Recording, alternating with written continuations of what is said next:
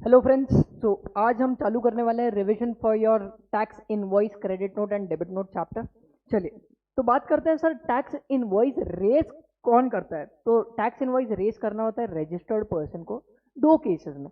One is when he is making a taxable supply of goods और services और both, मतलब जब वो सप्लाई कर रहा है, जब वो आउटवर्ड सप्लाई करेगा तब बनाना पड़ेगा, या फिर on receiving of taxable goods or services from unregistered person। मतलब वो जो 9(4) वाला केस है जहां पे हम अनरजिस्टर्ड पर्सन से कोई माल खरीदते हैं और उसके ऊपर अगर मुझे जीएसटी पे करना पड़ता है under reverse charge mechanism, either under 9(3) or 9(4), then I'll have to raise a self invoice if the recipient is registered and the supplier is unregistered। चलिए सर, तो सेक्शन 31 बात करता है कि टैक्स इनवॉइस के बारे में। रजिस्टर्ड पर्सन जो टैक्सेबल गुड्स, पहले हम टैक्सेबल गुड्स की बात कर रहे हैं। टैक्सेबल गुड्स के लिए तो कब बनाएगा, अगर वो गुड्स का सप्लायर है तो टैक्स इनवॉइस कब बनाएगा। He will, there are two cases, one is where goods involve movement. अगर गुड्स में सप्लाई करते हैं तो उसमें अगर मूवमेंट होने वाली है तो before or at the time of removal of goods हमको क्या करना पड़ेगा, टैक्स इनवॉइस बनाना पड़ेगा। अगर गुड्स में मूवमेंट नहीं होने वाली है तो in that case, in before or at the time of delivery of goods to the recipient, supplier को क्या करना पड़ेगा, इनवॉइस बनाना पड़ेगा। दो केसेस सुनिएगा, एक जहां पे मूवमेंट होगा, एक जहां पे मूवमेंट नहीं होगा। मूवमेंट होगा तो उसमें एट द टाइम और before the time of removal of goods हमको क्या करना पड़ेगा, टैक्स इनवॉइस बनाना पड़ेगा। दूसरा वाला केस है जहां पे मूवमेंट नहीं होने वाली है तो एट और बिफोर डिलीवरी ऑफ गुड्स क्या करना पड़ेगा, टैक्स इनवॉइस बनाना पड़ेगा। उसके बाद अगर कोई सर्विस वाला बंदा है, किसका है, सर्विस वाला बंदा है जो सप्लाई क्या कर रहा है, सर्विस सप्लाई कर रहा है, तो in that case he will have to prepare tax invoice within 30 days from completion of service। कितने दिन में, within 30 days of completion of service। समझो आज कंप्लीट हुई है तो आज से लेके 30 दिन के अंदर अंदर उसको क्या करना पड़ेगा, टैक्स इनवॉइस इशू करना पड़ेगा। कुछ केसेस है जहां पे उन्होंने ये 30 डेज को 45 डेज लिया हुआ है। वो कौन से केसेस है, वो है insurer, banking company, financial institution, NBFC. Basically insurance and banking companies, banking वाले जो सेक्टर में काम करते हैं उन लोगों के लिए उन्होंने वो 30 डेज के लिमिट को उन्होंने 45 डेज का लिमिट रखा है। देखो गुड्स के केस में 30 कुछ नहीं, वहां पे रिमूवल है, मूवमेंट वाला तो रिमूवल के टाइम पे, अगर मूवमेंट नहीं है तो डिलीवरी के टाइम पे।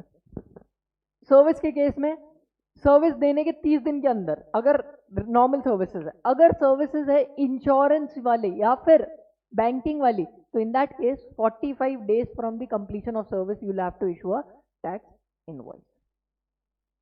फिर बात करते हैं रिवाइज्ड टैक्स इनवॉइस की। रिवाइज टैक्स इनवॉइस कब इशू करना होता है, तो रिवाइज टैक्स इनवॉइस तब इशू करने की बात आएगी जब, देखो आपका थ्रेशोल्ड के ऊपर गया तो हम रजिस्ट्रेशन के चैप्टर में पढ़ते हैं कि जैसे ही आपका थ्रेशोल्ड के ऊपर जाता है उसके 30 दिन के अंदर अंदर, या फिर जिस दिन पे आप लायबल होते हो रजिस्ट्रेशन के, उसके 30 दिन के अंदर अंदर आपको रजिस्ट्रेशन लेना इज मैंडेटरी। कितने दिन में, 30 डेज में। अगर आपने 30 डेज में ले लिया रजिस्ट्रेशन तो आपका effective date will be the date when you became liable for registration. चलिए समझने की कोशिश करते हैं।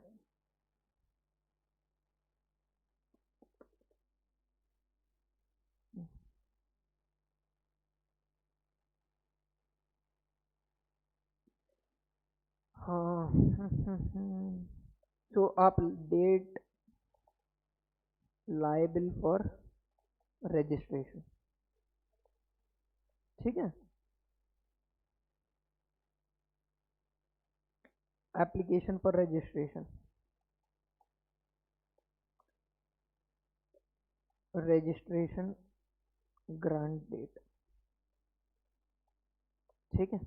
चलिए अब बात करते हैं, आप लायबल हुए समझो ऑन लेट्स से 14 September 2020 को, ठीक है। आपने अप्लाई करना चाहिए था विद इन 30 डेज। समझो आपने अप्लाई किया on let's say 20th September 2020 and आपको रजिस्ट्रेशन ग्रांट कर दिया गया ऑन 25th सितंबर 2020। तो रजिस्ट्रेशन आपको ग्रांट कर दिया गया ऑन 25th सितंबर, बट इसका effective date will be date when you were liable to take registration, that is 14th of September 2020। अगर आपने 30 डेज के अंदर कर दिया तो ये इफेक्टिव डेट कौन सी डेट आ जाएगी?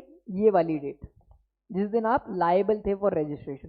समझो आपने 30 डेज के अंदर रजिस्ट्रेशन के लिए अप्लाई नहीं किया, अप्लाई करना है 30 डेज के अंदर अप्लाई करना है। समझो आपने अप्लाई किया ऑन लेट्स से 20th नवंबर, ठीक है, रजिस्ट्रेशन ग्रांट हो गया ऑन लेट्स से 25th नवंबर, तो इफेक्टिव डेट जो रहेगा वो होगा 25th November 2020। Is this point clear? And not 14 September 2020। Sir इससे फायदा क्या हो रहा है टैक्स पेयर को? उल्टा मैं तो जितना लेट अप्लाई करूंगा उतने लेट के बाद, मतलब समझो मैंने अभी अगर 25th नवंबर को मुझे रजिस्ट्रेशन मिला है तो मुझे तो इसके बाद वाले जो सप्लाईज करूंगा सर उतने पे ही टैक्स पे करना है, तो ये तो मेरे लिए बेनिफिशियल है। सर बेटा बेनिफिशियल नहीं है। प्रॉब्लम क्या होगा पता है? अब आपने रजिस्ट्रेशन लेट लिया तो इफेक्टिव डेट आपको जिस दिन पे आप लायबल थे उस दिन का नहीं मिलेगा, आपको कब का मिल रहा है? आपको मिल रहा है जिस दिन आपको ग्रांट किया गया रजिस्ट्रेशन। किस दिन का मिल रहा है? जिस दिन आपको रजिस्ट्रेशन ग्रांट किया गया। Now in this case what will happen is you will have to pay taxes from 14th सितंबर 2020 जिस दिन से आप लायबल हुए टिल 25th नवंबर 2020। बट आपने जो भी सप्लाईज ये पीरियड में किए होंगे उसका टैक्स आपको खुद के जेब से भरना पड़ेगा, बिकॉज आप अपने रेसिपिएंट से वो ले नहीं पाएंगे टैक्स, बिकॉज आप उस समय पे रजिस्टर्ड बंदे नहीं थे। और जीएसटी में अगर किसी से जीएसटी कलेक्ट करना है तो you have to be a registered person, only then you can collect GST. So you will have to pay tax but you can not collect it from your recipient. Is this point clear? तो ये मेरे लिए क्या हो जाएगा? खर्चा हो जाएगा। चलिए अब देखो, अब ये पॉइंट समझ में आया तो अब बात समझ में आएगी। अ रजिस्टर्ड पर्सन जो होता है वो क्या करता है? अगर एक महीने फ्रॉम दी, देखो एक बंदे ने अगर उसने विद इन 30 डेज अगर अप्लाई कर लिया for registration when he became liable for taking registration, तो in that case for the period from which he was liable to be registered till the date of registration, जितने भी उसने supplies किए होंगे उन सबको वो क्या इशू कर सकता है? Revised invoices. क्या इशू कर सकता है? Revised invoices. बट अब ये जो रिवाइज्ड इनवॉइस इशू करने हैं इसके लिए भी एक टाइम लिमिट है। ये कब तक करना है? ये करना है within 1 month from the date of certificate of registration. मतलब हमारे केस में जो पहले वाला केस था,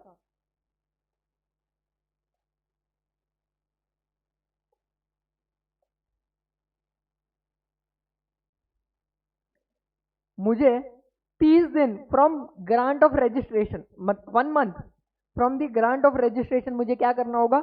आई will have to issue revised invoices to all the recipient who I had supplied from period 14th सितंबर टिल 25th सितंबर। क्योंकि मैंने जब उनको सप्लाई किया होगा तब मैंने उनको टैक्स इनवॉइस दिया था क्या? तो answer is no, I had given them a bill, normal commercial invoice, right. अब मैं क्या करूंगा? वो कमर्शियल इनवॉइस के बदले में उनको टैक्स इनवॉइस दे दूंगा। अब वो भी क्रेडिट ले पाएगा और मैं भी उनसे टैक्स कलेक्ट कर पाऊंगा। समझ में आ रहा है? चलिए, तो रिवाइज्ड इनवॉइस का पॉइंट समझ में आया क्या है? चलिए, रिवाइज्ड इनवॉइस जो होता है ना, 1 महीने के अंदर अंदर आपको इशू करने होते हैं, उसके ऊपर आपको लिखना होगा रिवाइज्ड इनवॉइस है। आप कंसोलिडेटेड रिवाइज टैक्स इनवॉइसेस भी कर सकते हो in case of unregistered recipient. मतलब आपके पास जितने भी अनरजिस्टर्ड रेसिपिएंट्स आए थे उनके केस में आप क्या कर सकते हो? एक कंसोलिडेटेड रिवाइज टैक्स इनवॉइस भी बना सकते हो।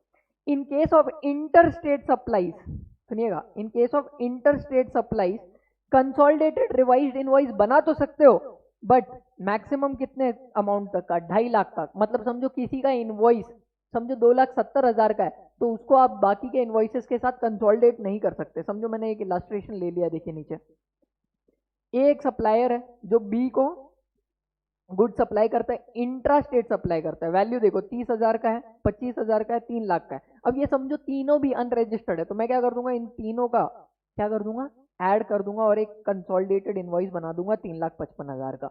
बट अगर ये इंटर स्टेट होता, ठीक है, तो in that case supply 1 and 2 को तो मैं कंसोलिडेट कर सकता हूँ, बट ये वाली है 3 लाख वाली, इसके लिए मुझे एक सेपरेट इनवॉइस ही बनाना पड़ेगा।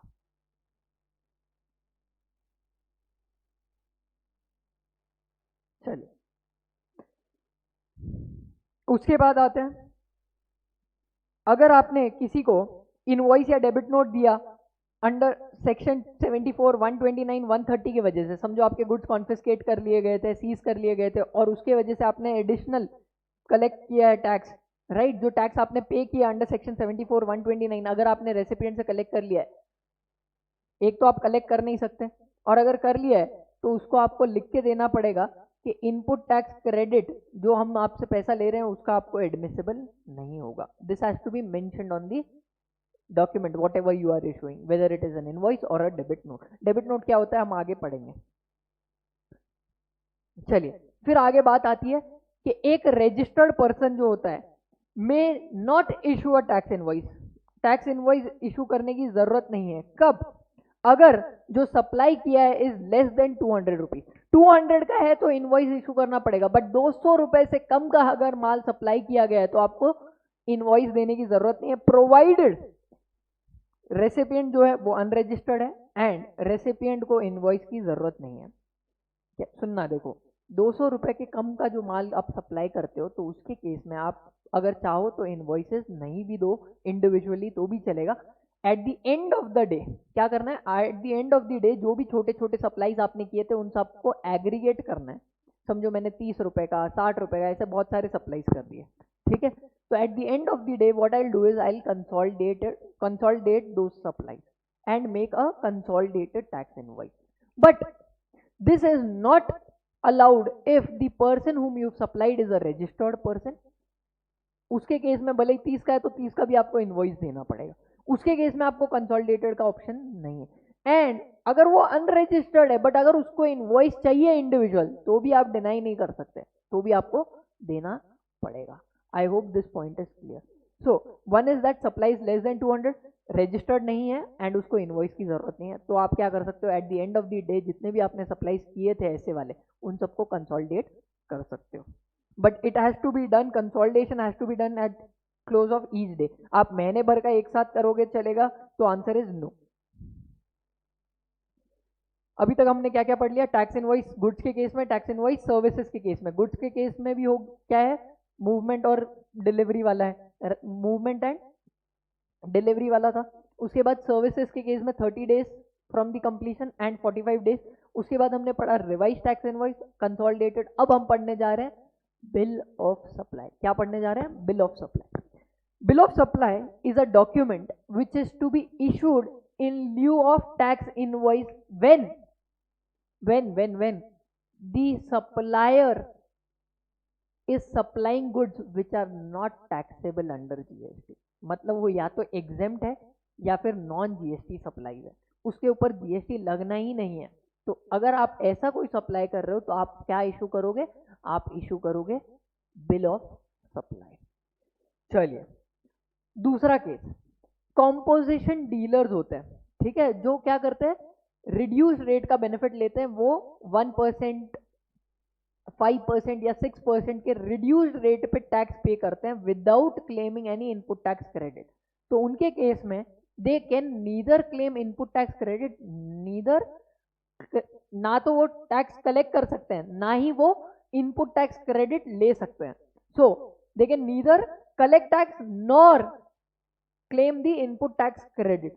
So in case of these people, when they are doing an outward supply, they'll have to issue a bill of supply। तो दो केसेस में, एक तो exempt goods और सर्विसेज आप दे रहे हो, या फिर आप कंपोजिशन डीलर हो तो आप क्या इशू करके चलोगे, bill of supply and not tax invoice. So देखिएगा, bill of supply instead of tax invoice is to be issued exempted supplies के केस में और कंपोजिट सप्लाई के केस में, कंपोजिशन सप्लायर के केस में। Bill of supply rate of tax और amount of tax नहीं लिखा होगा बिल पे कभी भी, और जीएसटी का भी अमाउंट नहीं लिखा होगा। जो भी बिल होगा, समझो 1000 रुपए का बिल है, तो उसके ऊपर फ्लैट 1% आपको क्या करना पड़ेगा, जीएसटी लेना पड़ेगा डायरेक्टली। आपको जो सप्लायर है उसको डायरेक्टली कैलकुलेट करना है, उसका मंथ एंड या क्वार्टर एंड पे जो भी बनेगा एंड पे कर देना है to government. He can not collected from the recipient. अब आता है रिसीट वाउचर पे। Receipt voucher is a document which is to be issued in case of advance payment. जब भी आपको कोई एडवांस पेमेंट मिलता है तो आपको क्या इशू करना पड़ेगा, रिसीट वाउचर। देखिए क्या होता है, रेसिपिएंट सप्लायर को एडवांस पेमेंट कर रहा है इन दिस केस, ठीक है, तो इसके बदले में सप्लायर क्या करेगा, उसको रिसीट वाउचर दे देगा।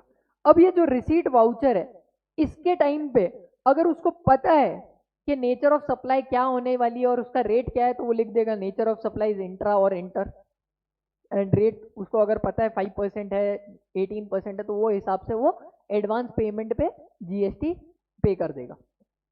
But in case if the rate of tax is not determinable at the time of advance payment, तो क्या करेंगे, टैक्स रेट को 18% डीम किया जाएगा। नेचर ऑफ सप्लाई भी पता नहीं है तो क्या करेंगे, उसको इंटरस्टेट सप्लाई मानेंगे। क्या मानेंगे, इंटरस्टेट सप्लाई मानेंगे। So is this point clear? If I know what the nature and tax rate is, so I'll take that. If I don't know, so in that case it will be 18% tax rate and nature of supply will be interstate supply. Refund voucher, refund voucher कब issue करना है, advance payment आ गया, receipt voucher दे दिया था but ना तो उसके बदले में सप्लाई हुई, सप्लाई नहीं हुई तो टैक्स इनवॉइस नहीं देंगे, तो इन दैट केस सप्लायर को क्या करना पड़ेगा, रिफंड वाउचर देना पड़ेगा to recipient. He will have to issue refund voucher along with the amount, उसको वापस दे देना पड़ेगा। अब हमने सप्लाई भी नहीं की, टैक्स इनवॉइस भी नहीं किया, तो फिर हम ये पैसा रख सकते हैं क्या, तो answer is no, we will have to refund it back. So in that case, you'll have to issue a refund voucher. Coming to the next point, which is related to your payment voucher. Payment voucher क्या होता है, देखिए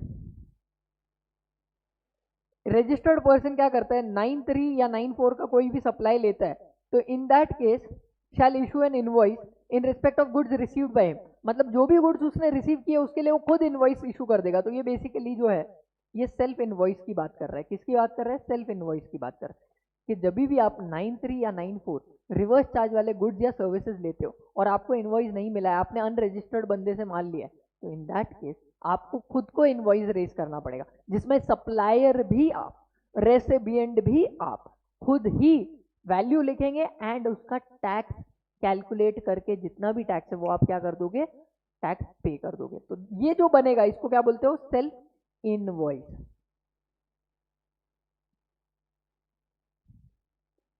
फिर बात आती है registered person who is liable to pay tax under 9(3), 9(4 apart from self invoice he will have to make a payment voucher at the time of making payment to the supplier.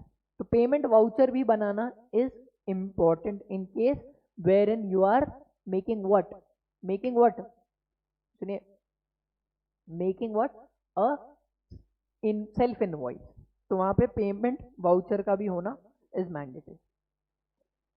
In case of continuous supply of goods, continuous supply of goods मतलब जो चालू ही है, for a long period of time you are receiving goods. For example जैसे दूध वाला है, right, तो वो दूध वाला हर दिन आता है, दूध सप्लाई करके जाता है, this is what a kind of continuous supply of goods. So where successive statement of account or successive payments are involve, continuous supply of goods में सक्सेसिव स्टेटमेंट ऑफ अकाउंट या सक्सेसिव पेमेंट इन्वॉल्व होते हैं। तो invoice shall be issued before or at the time of each such statement is issued or each such payment is received. मतलब कब issue करना पड़ेगा, या तो सक्सेसिव स्टेटमेंट जब देते हो तो इनवॉइस इशू करो, मतलब महीना खत्म हुआ आपने एक स्टेटमेंट दे दिया कि 1 तारीख को इतना दूध आया, 2 तारीख को इतना आया, तो ये जो स्टेटमेंट दे रहे हो तो ये डेट पे या इससे पहले आप इनवॉइस इशू कर दो। और अगर आप ये स्टेटमेंट नहीं देके पेमेंट ले रहे हो, जिस दिन पे पेमेंट रिसीव करते हो, तो then on or before that you will have to what, you will have to make a invoice in that case. Coming to 31.5 बोलता है कंटिन्यूस सप्लाई ऑफ सर्विसेज हो रही है, ठीक है। कंटिन्यूस सप्लाई ऑफ सर्विसेज के केस में 3 scenarios है। अगर डेट ऑफ पेमेंट जो है ना वो असर्टेनेबल है, मतलब आप कॉन्ट्रैक्ट से ये पता लगा सकते हो कि डेट ऑफ पेमेंट क्या होने वाले हैं, तो in that case invoice has to be issued on or before such date due date of payment.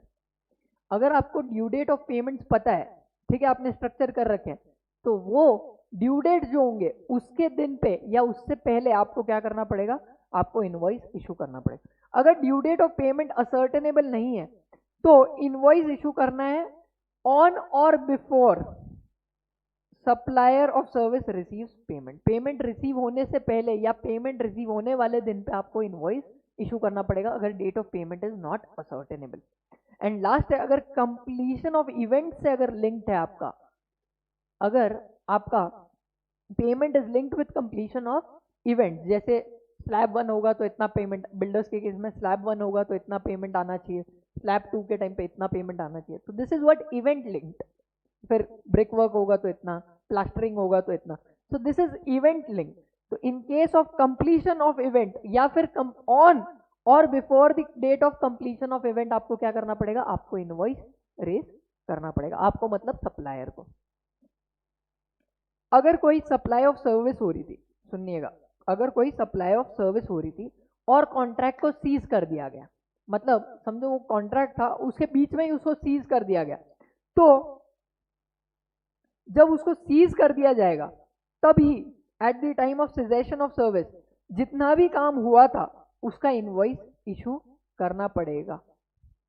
तो देखिए, the invoice shall be issued at the time when the supply ceases and each invoice shall be issued to the extent of supply made before such cessation. मतलब cease करने से पहले जितना भी उसने supply किया होगा तब तक का उसको क्या देना पड़ेगा, इनवॉइस देना पड़ेगा। 31.7 बात करता है गुड्स के केस में, जो आप गुड्स अप्रूवल पे बेचते हो या भेजते हो, राइट, तो इन दैट केस इनवॉइस, क्योंकि जब गुड्स दिए तब तो सप्लाई था नहीं, तो तब आपने इनवॉइस रेज किया होगा, तो आंसर इज नो, तब आपने डिलीवरी चालान पे माल दे दिया। अब इसके केस में आपको इनवॉइस इशू कब तक करना है, तो invoice should be issued before or at the time of supply or 6 months from the date of removal whichever is earlier. Sir नहीं समझ में आया, देखो जब भी गुड्स आप अप्रूवल पे देते हो, मतलब माल लेके जाओ, आपको अच्छा लगा तो आप खरीद लेना, ठीक है, तो अब माल दे दिया। अब माल देने के बाद जब उसका एक्सेप्टेंस आ गया, समझो माल हमने, चलो एक इलस्ट्रेशन लेते हैं,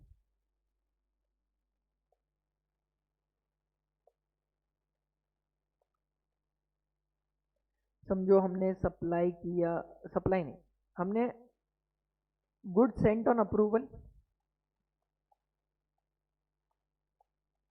कब भेजे, तो हमने भेज दिए let's say on 10th of May 2020 को माल भेजा, ठीक है, 10th of May 2020 को माल भेजा। उसके बाद अब उसने समझो अप्रूवल दे दिया on let's say what, he gave an approval on 1st of June 2020। कब दिया अप्रूवल, 1st of June 2020 को उसने अप्रूवल दे दिया। तो जिस दिन पे उसने गुड्स मान लिए कि मैं रखने वाला हूं, ठीक है, तो in that case the date when he approves that will be date when the goods have been supplied. तो ये डेट पे आपको इनवॉइस इशू करना पड़ेगा। अगर वो 6 महीने तक कुछ बोलता ही नहीं है, तो जिस तारीख पे 6 महीना कंप्लीट हो जाएगा that will be the date when it will be deemed that the goods have been supplied, and इसलिए उस दिन पे आपको क्या करना पड़ेगा, आपको इनवॉइस इशू करना पड़ेगा। तो ये देखिए वही बोल रहे हैं, इनवॉइस आपको कब इशू करना है, या तो अप्रूवल फ्रॉम रेसिपिएंट आ गया कि मैं माल रखने वाला हूं, और 6 months from the removal whichever is earlier, दोनों में से जो पहले हो जाएगा उस तारीख पे आपको क्या करना है, आपको इनवॉइस रेज करना पड़ेगा। ये नॉर्मल केस के जैसा नहीं है गुड्स रिमूव हो गए तो इनवॉइस बना, क्योंकि गुड्स वहां पे गुड्स उसने खरीद लिए थे, वहां पे सप्लाई की वजह से रिमूवल हो रहा था, तो वहां पे जिस टाइम पे रिमूव होगा या फिर उससे पहले इनवॉइस बनाना था। यहाँ पे the goods are sent only for what, on approval basis दिए हैं, तो जब तक उसका अप्रूवल नहीं आएगा तब तक उसको सप्लाई मान सकते हैं क्या, तो आंसर इज नो। तो इधर उसका अप्रूवल आने के बाद सप्लाई माना जाएगा तो उस तारीख पे आप इनवॉइस बनाओ, या फिर 6 महीने कंप्लीट होने पे आप इनवॉइस बना सकते हो, विच एवर इज अर्लियर। फिर सेक्शन 32 है जो बोलता है prohibition of unauthorised collection of tax, मतलब अगर कोई अनरजिस्टर्ड बंदा है तो वो टैक्स कलेक्ट नहीं कर सकता under GST. Section 33 amount of tax to be indicated on tax invoice and other document, जो भी डॉक्यूमेंट्स होंगे टैक्स इनवॉइस वगैरह जो भी डॉक्यूमेंट्स इशू होंगे उसके ऊपर उसको लिख के चलना पड़ेगा कि टैक्सेबल वैल्यू कितनी है और उसका टैक्स कितना है। बिल ऑफ सप्लाई के केस में ये प्रोविजन लगेगी नहीं, बिकॉज बिल ऑफ सप्लाई में जो सप्लाई होता है या तो वो एग्जेम्प्टेड होता है या फिर उसके केस में जीएसटी पे करना ही नहीं है, जीएसटी आप रेसिपिएंट से कलेक्ट ही नहीं कर सकते। समझ रहे हो कि नहीं? जो रेसिपिएंट है उसने जीएसटी पे ही नहीं करना है to the supplier, it is the supplier who will calculate at flat rate which is specified by the government and pay it to the government, वो कलेक्ट नहीं कर सकता। तो इन दैट केस सेक्शन 33 बोलता है, सेक्शन 33 उनके case में नहीं अप्लाई करेगा। किनके केस में अप्लाई करेगा? Only in case of people who are issuing tax invoices, तो उनके केस में they have to prominently show what the taxable amount is, tax amount is. Then coming to credit note और debit note, चलिए एक simple सी chart से समझते हैं। Credit note कब इशू किया जा सकता है? क्रेडिट नोट 4 केसेस में इशू किया जा सकता है। जब सप्लायर ने एक्सेस वैल्यू चार्ज कर ली या एक्सेस जीएसटी चार्ज कर ली। Credit note is basically when you want to reduce the value of supplies which you have made। Original invoice आपने इशू किया 1 लाख रुपए का, अब आपको या तो उसको कम करना है तब आप क्रेडिट नोट इशू करते हो, जब उसको बढ़ाना है तो क्या करोगे? आप डेबिट नोट इशू करोगे। ठीक है, सुनिएगा, क्रेडिट नोट के केस में कब कब आप क्रेडिट नोट इशू कर सकते हो? या तो आपने जो वैल्यू चार्ज की वो एक्सेस है, समझो आपने माल सप्लाई किया था 50,000 का, बट आपने गलती से उसकी वैल्यू डाल दी 55,000, तो आपने 5,000 ज्यादा चार्ज कर दिया है, तो आपको क्या इशू करना पड़ेगा? क्रेडिट नोट इशू करना पड़ेगा फॉर दैट 5,000 का रिडक्शन। या फिर आपने जीएसटी ज्यादा चार्ज कर ली, समझो रेट ऑफ जीएसटी वाज 12%, आपने 18% चार्ज कर लिया, तो इन दैट केस आप कैसे कम करोगे? By way of issuing a credit note. तीसरा केस है जहां पे गुड्स जो आपने बेचे थे वो रिटर्न हो गए।